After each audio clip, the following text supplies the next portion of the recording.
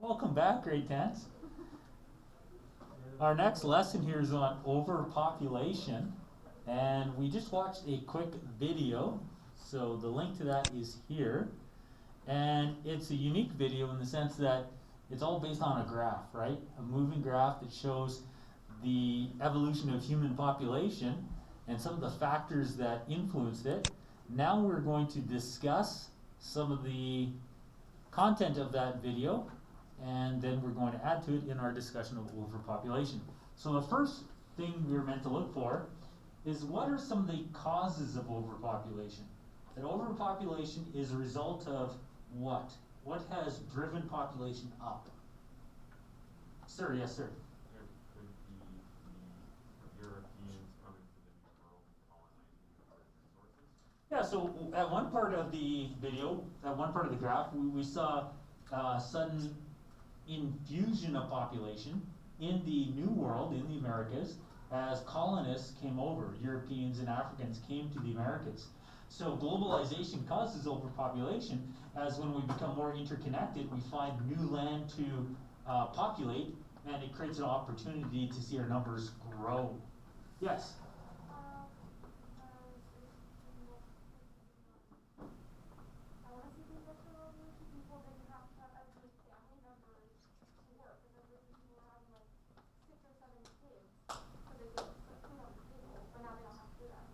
Yeah, so the Industrial Revolution was one of those moments highlighted in the video, and as a result of the Industrial Revolution, there's going to be some consequences to our diet and our lifestyle that will decrease infant mortality, and as infant mortality decreases, more babies grow into adulthood, they have babies, and the population explodes. So the Industrial Revolution will lead to an explosion of population, because with the Industrial Revolution comes new lifestyles, including the centralization of medicine and the opportunity to have modern medicine, more varied diet, healthier lifestyles, and we see people living longer, children not dying in infancy. Before the Industrial Revolution, 80% of children died before 5. So as we take care of that, now these children go on and have children, population is going to explode. Yes? Healthcare is a big one, right? So what is one of the causes of overpopulation? Increased healthcare. Yes? The natural need for water to preserve your bloodline. Yeah, so some would say that the cause of overpopulation is human instinct, is animal instinct, it's genetics. It's going back to physiological needs from Maslow yesterday, it's the one I didn't want to talk about, it's sex. Sex is one of those physiological needs.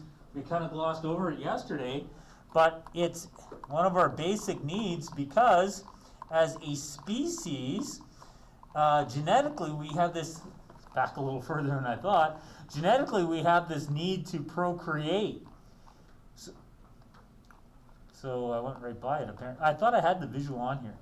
But we have this need to procreate. The first tier of Maslow's hierarchy of needs is physiological, and included in that is sex, and sex not as like some kind of recreational activity, but sex as a need to procreate.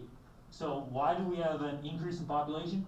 Because we have an animalistic need for our species to continue. But you could make the argument we've had that since the beginning of man's story. So why do we see increases in population?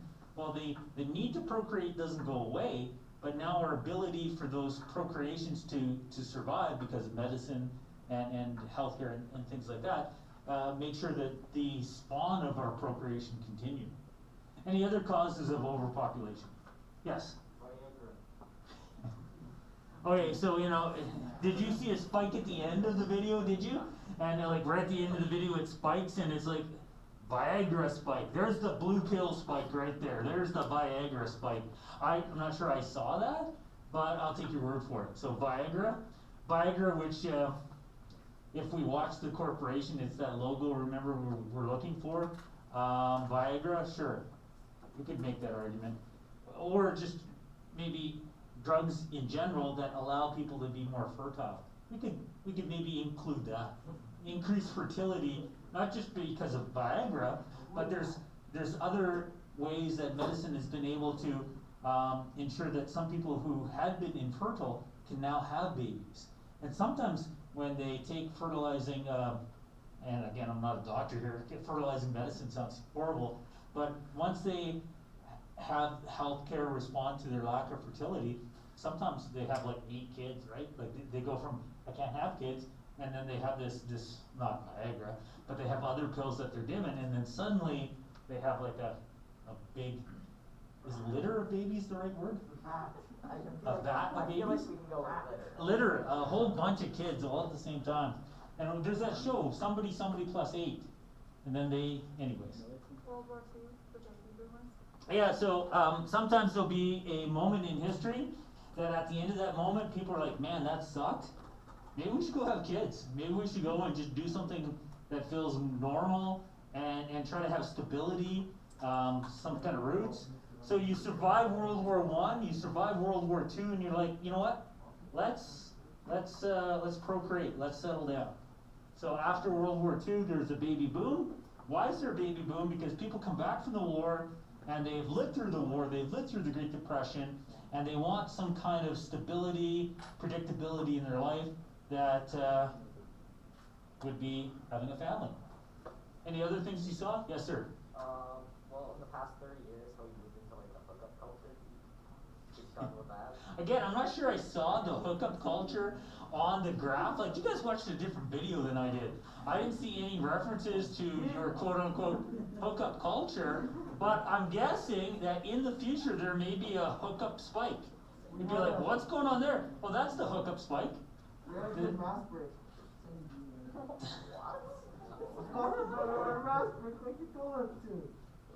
Okay, yeah, so there's many influences.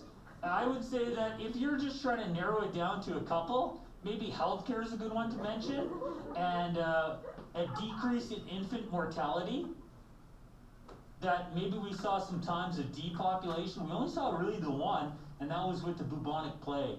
So healthcare, increase or variety of diet, and definitely globalization had a factor, and that's the second question, right? Connected to globalization, you guys already answered that. When Europeans came to the Americas, suddenly we saw an explosion of population in the Americas. So when mankind becomes more interconnected, there's more opportunities for population to expand. Back in Ireland, maybe I only had this much space, right? But then we come to Canada and it's like, man, I got lots of space. Maybe we should have like 13 kids or something. And you might be laughing, but my dad was the 13th of 13 kids because there's more opportunity living where he did in Ontario to have a big family than 3 generations before living in Ireland. They didn't have space for a family of 15. So definitely globalization provides opportunities for big families. Yes? My family also came down from Ireland during the potato famine, and there were 7 brothers, and then when they came down, they had around, I think all of them in total had around probably 20 or more children. Absolutely. I know, it's incredible. 2 generations into the McBrides coming to Ontario, they had a family reunion and there were thousands of people there. Just 2 generations in. So it doesn't take long for people to procreate. We're not quite like bunnies, where they left 9 bunnies in Australia, came back and there's tens of thousands. Or maybe it was millions actually. So we're not quite bunnies, we're not that prolific. Blue pills and hookup culture aside, but we have been bunny-esque at times. List consequences of carrying capacity of the planet. So the wording up there is unclear, but what I wanted to say is what would decrease carrying capacity? So we already defined carrying capacity as how many people can the Earth carry. So anybody know current estimates? Anybody know what people are generally saying carrying capacity is? 3 people. So we have 33 people in our class, and we have a carrying capacity of 3. So 30 of us are going to find our way off of this planet pretty quick. Anybody want to take a guess? Carrying capacity of the planet? Let's look it up. Shout it out. 11 billion. 15 billion. 50 billion. Well, there's a mathematical equation. So you guys can do this at your desk. It's quite simple. dn over dt equals rn times by 1 minus n over k. Pretty simple math, right? What is the current carrying capacity? I was hoping for a number here. Just search that It up. says a range of 4 billion to 16 billion. So if the carrying capacity of the planet is 4, then we are currently overpopulated, right? And that's where we come up with the word overpopulation. If the carrying capacity of the planet is 16 billion, then we are underpopulated. So why would there be such a range? Well, it depends upon what's the number one influencer on carrying capacity. Yes, sir. Depends on how much resource each person uses. Yeah, it depends upon our ecological footprint, right? How much resources we need. How much land do we need to sustain our lifestyle? So our carrying capacity is dependent upon the sustainability of our lifestyle, and the measurement of the sustainability of our lifestyle is our ecological footprint. So how much land does it take for me to enjoy this rich lifestyle that I have? You know, this amazing lifestyle of having a peanut butter sandwich for lunch. Like, there's a lot of earth required for me to get that amazing peanut butter sandwich. So current global population. Anybody know what the current global population is? Yes, sir. 7.8 billion. Look at that. You are connected to, I was hoping for the clock. What did you say? You know, the one that shows the running number?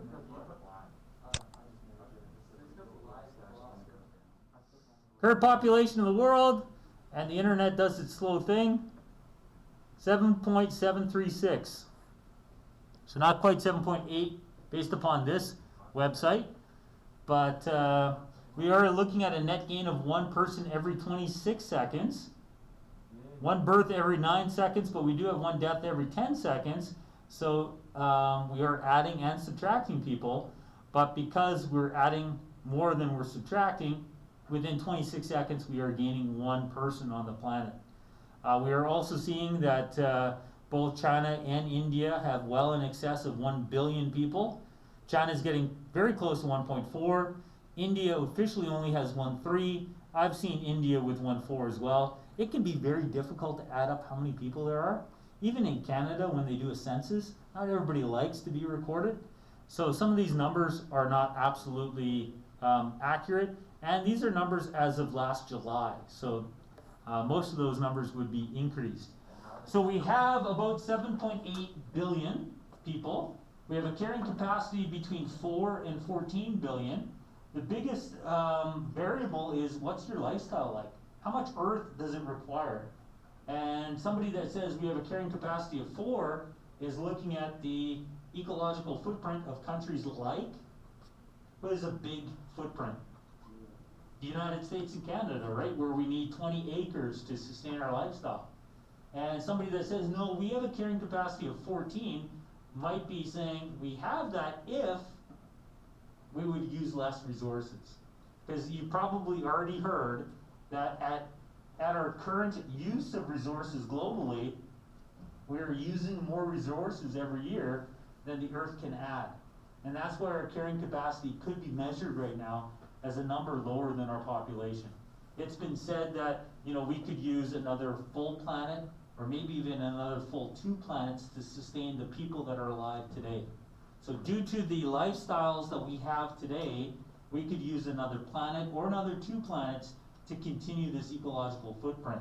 And while the 1.4 billion Chinese continue to rise out of poverty, and the 1.3 billion Indian people rise out of poverty, then when they demand a more American-like lifestyle, that's just going to cause a bigger strain on the world's finite resources. So the carrying capacity of our planet could be as high as 14 if we live a more ecologically friendly lifestyle. But it could be as low as 4 if we want to embrace a more Americanized lifestyle or a more Canadian lifestyle. So the term overpopulation is a relative term. We're only overpopulated if we're using more resources than the earth can provide in a year. It's like overspending. You know, if you spent $1,000, that might be overspending if you only make $500 a week and you're spending $1,000. But if you make $2,000 a week and you're spending $1,000, you're underspending. So we have to look at our ecological footprint to really determine the carrying capacity. Does that make sense? Okay. What are some things we could do to increase the carrying capacity then? The video mentioned a few things, and we've looked at a few before with ecological footprints. What could we do to make that number go up? How could we make it so that more people could live on the planet and that the planet could provide for us? Yes? Make water in the drinking water, like top safe water. Okay, so we could desalinize salty water, or we could clean unclean water. Yesterday's lesson talked about the lack of clean water, so one of the main things we need to do is deal with the water shortage. Yes?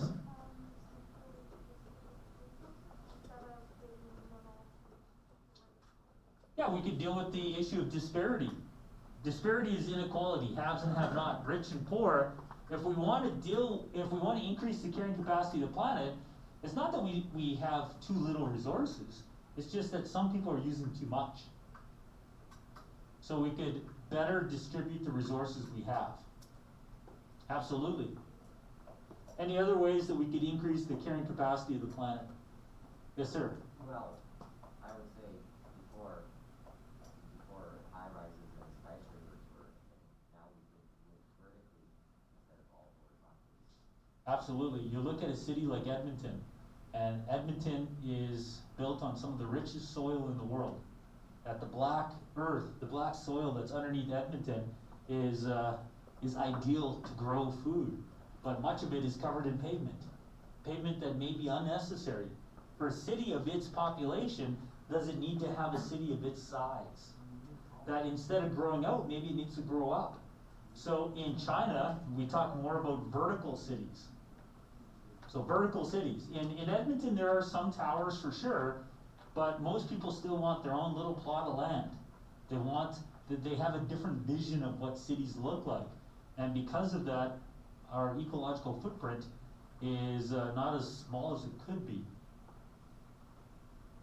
In China, they've been looking at stuff called Bionic Towers. So in the world today, the biggest towers are around 3,000 feet in height, which is quite amazing because the one in Edmonton, for reference, is about 800 feet. So we have some towers that are close to 3.5 times the size of Edmonton's tower in height. But China's been looking at bionic towers. Has anybody heard of a bionic tower? A bionic tower could, in theory, house 250,000 people. So a bionic tower could end up being a city in and of itself. So this one is talking about 100,000 people. And we're talking about it being over 1 kilometer in height. So 1,228 not feet, but meters high. So one of the solutions that people are talking about are creating these massive towers. Now they haven't been built yet, but it is one vision as to how do we deal with overpopulation. We need to maybe build up instead of out. Any other solutions to our carrying capacity? How might we be able to add to the carrying capacity of this planet? We could be like the Dutch, and we could claim back some of the land from the ocean and increase our livable space, right? We could build under the ocean like the Atlanteans. Yes?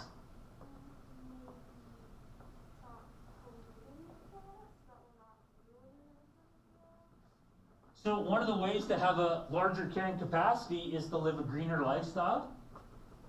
And that might include the protection of animal habitat.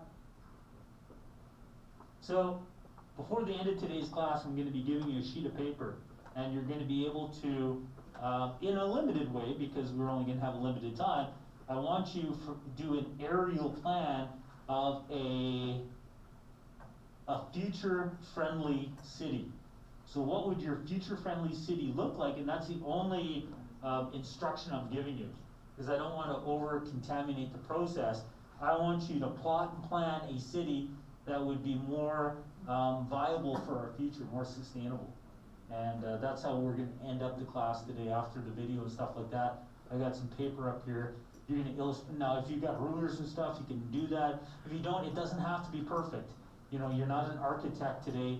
You're not a city planner. We're going to do a little bit of urban planning at the end of the class here to try to solve some of the issues. You know, what would a earth and economical, ecological friendly city look like? Are we doing that now? No, when I'm done the video, when I'm done recording. So soon. How does carrying capacity fit with the lifeblood of the modern economy? How does carrying capacity fit with oil? You know, another previous topic we've looked at is oil and peak oil, and I call it the lifeblood of the modern economy. And you know, how do they connect? Yes, sir. More people might need more petroleum-based products. Great for Alberta, right? Like that would be great. I'd love to see the price of oil quadruple. I would like to see more wealth in our province. I'm an Albertan first, yes. People try to sell more oil, making there less oil for future generations to use. Yeah, so we might, oil is like toothpaste in a tube, right?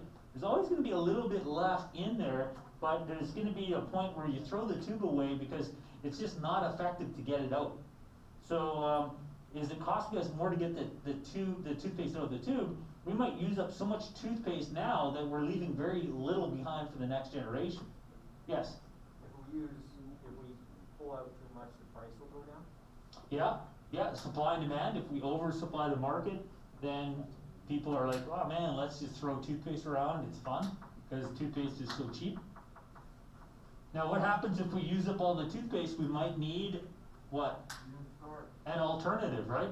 So one of the connections to oil and carrying capacity is if it is the lifeblood of the modern economy, and if we have reached peak, then we need to be planning for a new lifeblood, because we're going to need an infusion of something. Which may bring us to the competition between economic and environmental goals. So, yes sir?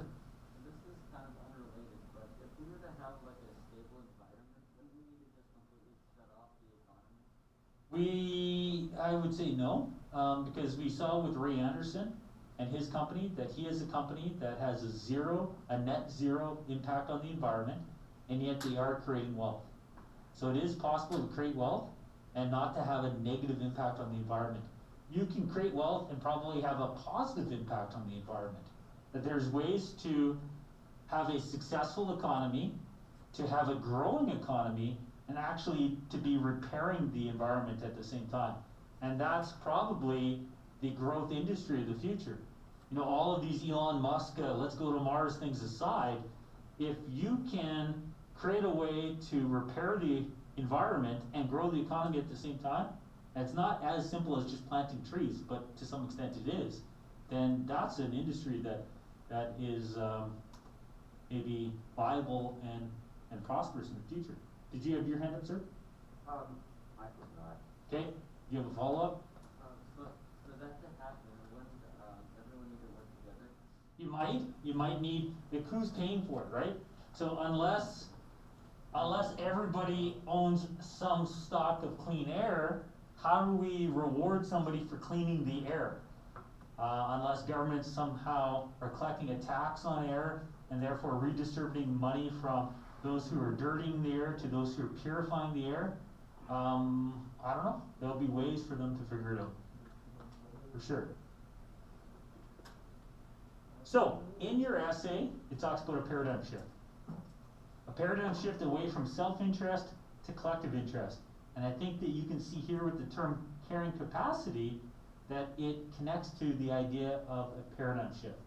That if we're currently overpopulated because our carrying capacity is less than our current population because of our lifestyles, then we may need a lifestyle change. And a lifestyle change is a paradigm shift. So now we're going to look at some more sources, just to wrap up this discussion on population before we get to your activity. This is a chart that looks at the size of world population, looking at this chart, and only this chart, right? If this was a source, and I said to you, does this source reflect or reject globalization? If I said this is a source, and one of the things we're meant to do when we unpack a source is we connect it to globalization. Does it reflect or reject globalization? All the source is saying is this is the population. This is like a visual summary of the video we watched. We had very few people, now we have a lot more people. Does that show a reflection or rejection of globalization? How many people think it's a rejection? How many people think it's a reflection? So I think you could make an argument for either. Let's see what the argument is that this is a rejection of globalization. How does this show that globalization is flawed? Yes? It shows it through because of the amount of time that they decided to take. A lot of that, it's just a flat line. It doesn't really need to have that there. Yeah. They could have shown from around 4000 BC to modern day Mhm. instead of showing all of that because a lot of it's unnecessary. So I think it's rejecting it. Okay, so you're unhappy with some of the presentation because you're saying like a lot of this is kind of unnecessary. We get the point, it wasn't growing. Anything else that makes you think, oh man, that really shows globalization's bad? Yep. There's a natural reason why the population stayed that way. It's the same reason why there aren't any more deer in the forest. Because if there were less predators and more deer, then they would consume all the natural resources, and then both species would die out. So this is a corruption of the natural order that Oh, man. humans were created in. That's And why I was on it's his going to side. create the end of That sounds brilliant. Like, so let me try to summarize that because that's pretty brilliant. That this establishes what's natural. This establishes the corruption of nature, and the corruption of nature is not sustainable. This is natural. Globalization is corrupted nature, and the corruption of nature is not sustainable. Wow, hard to argue against that. That's good too. And just to continue, and then I'll get to your point. Again, it's kind of like your heart rate. This is your resting heart rate. And then we go to the gym and we get you to work and suddenly your heart rate's up to here. How long can you sustain that? Probably not as long, right? So yeah, no, that's good. I had some other hands up. Yes. Globalization caused the spike in population. We know that overpopulation is bad. You can't live that way. Mm-hmm. And so after globalization was introduced, Yes, so because we can trace this spike in population to globalization, and because it's not natural and not sustainable, therefore globalization is flawed, and this chart rejects globalization. Absolutely. Anything else about the rejection? Yes, sir. Well, if you apply it to the heart rate metaphor, if your heart rate is steady, it's going up and it's continuing to go up. Mhm. Well, that's what it's looking at. Mhm. So the angle of increase, or not the angle, but the rate of increase. Mhm. So it's a rejection because at some point your heart's going to explode? Is that what you're saying? I'm saying, when does it stop, or when, like, from that perspective of the source. Yes. obviously we can't really tell the future. No. But it's just showing that it's gonna keep going up and up and up. Mhm. Yeah, but at some point, the engine will stall, right? It's kind of like a jet airplane that is increasing altitude. At some point, the pilot's going to run out of oxygen, pass out, where the plane's engine's going to fail, and you're going to plummet to earth and crash. So there is when you have a hyperbolic inflation rate like this, there's a point where it becomes unsustainable. Let's look at the other argument that this says, no, globalization's great. So, put most simply, this shows globalization is great because, yes, It shows it's great because we have that many people, which shows because of globalization, we've progressed as a species to the point where we can have that many Yeah. people. And even if we go like too far, we can't sustain it anymore, it'll just drop to a certain Absolutely. point, and it'll just stay that way. and it'll correct, yeah. And everyone will just keep getting better and better and better. So some would say, what's the true measure of the success of a species? Well, how many are left? So if you have 10 spotted owls left, they're very much likely going to go extinct. But if you have 8 billion, you're like, well, that species is thriving. So in the video, the corporation, where they talk about, all living organisms on the planet are in decline, I always want to raise my hand and say, but mankind's not. Our numbers are going up. Now maybe I'm too simple. Maybe I'm trumping this, because I think no, our numbers are going up. We're thriving. But that's what somebody that would say that this reflects globalization. It's a reflection of globalization, because through globalization, we've been able to sustain more life, more human life. The ultimate measure of the success of mankind is how many people can we sustain. We're at an all-time high. This is peak humanity right now.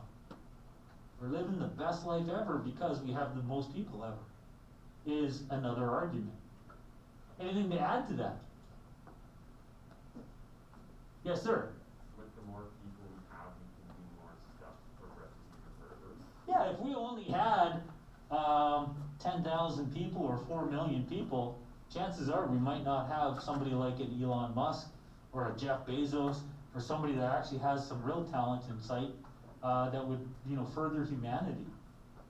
Yes? Or we would, but we would only have like 1 or 2 instead of however many 1%. Yeah.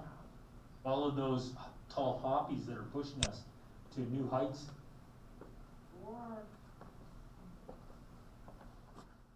Ontario declares second state of emergency. We cannot go outside of our houses. Alberta says all students can go back to school. And yet our numbers are proportionally about the same. If not, it's worse here. Yes? The more people that we have, the more possible insight that we can have into the future to sustain more life and gain more ideas so that we can grow things. I would hope that that's the case, and I think I agree with you. Sometimes when I look at the masses, I see ignorance instead of insight. But for the most part, I would think that the more people we have, the more opportunity we have that somebody does have that epiphany and says, hey, this is how we can, live on Mars or the moon or Venus, or, mine the asteroids and suddenly advance to a new stage of humanity. Okay, that's getting annoying, right? Manage notifications. Probably a way to turn that off. Oh, you mean this giant blue thing that says on? Just go to off? Turn off your. Okay.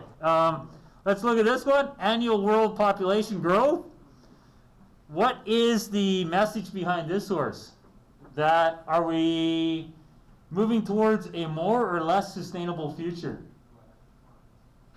So the annual world population growth is saying that we are actually getting overpopulation under control, and that in the future we might see a leveling out of the population. That the global fertility rate's going down. People are having less and less children. So how many people in here would like to either father or mother, 5 children? Who wants a family of 5? Hands up. Family of more than 5, maybe. How many want to have 4 children, either father or mother 4 children? Wow, that's not many, right? That's not a lot of hands. That's like 1 hand. This is how sometimes in the past I tried to do a little matchmaking. It's like, oh, well, this person wants 4 kids. This person wants 4 kids. Call me a matchmaker, but I'll see you guys at your wedding, right? Seems to be that you guys are made for each other. And this would be a very personal question. Don't put up your hand. But there are people that are saying, I don't want any kids, right? No, that's not for me. So we also have some genetic dead enders in the sense that that's it, that's the end of their line. And that's going to have an influence on population as well. So as population is being zeroed out, the population growth rate is being zeroed out, the issue of overpopulation, all other things being equal, is becoming more under control. Global fertility rates for women. So from 1990 to 95, 3, then down to 2.5. down to 2.2, maybe down to 2. 2 is replacement rate, right? If 2 people have 2 babies, that's a replacement rate. Where is that? 2.2. 2.2, well, it's an average, right? Like, nobody's having a 0.2 of a child, but, you know, some people are having 3, some are having 2, some are having none, but it averages to 2.2. What's the ideological perspective of this source? Is population an issue? And how do we know it's an issue? Because it's being shown as a tsunami that we can't control, and there's casualties that are people falling or jumping from it. What is this saying about overpopulation? Is overpopulation good or bad? Because it leads to disparity. Exactly. Overpopulation leads to disparity. It's like the course was organized today in a meaningful way, not just random. Which is usually I just randomize things, right? Spin the wheel. The message here is that the European Union is closed, and it's saying we don't have enough room. We're overpopulated, so there's a lot of refugees that were trying to get into Europe, and when the EU closes its borders and starts saying the carrying capacity of our continent is full, then this can create global tension. So we have lots of other asides and stuff like that. We have some videos that maybe we'll watch tomorrow and review the concept. One thing I want to do right after I hit end with this video is I want to do a quick math problem, and then we'll do the arts and crafts part of the course where you guys plot a city that's sustainable. This is for you math people. And how many people in here would like to see their mark go up? Like, I don't know how much I probably shouldn't make any promises on camera. So I'm going to just end the video there on overpopulation.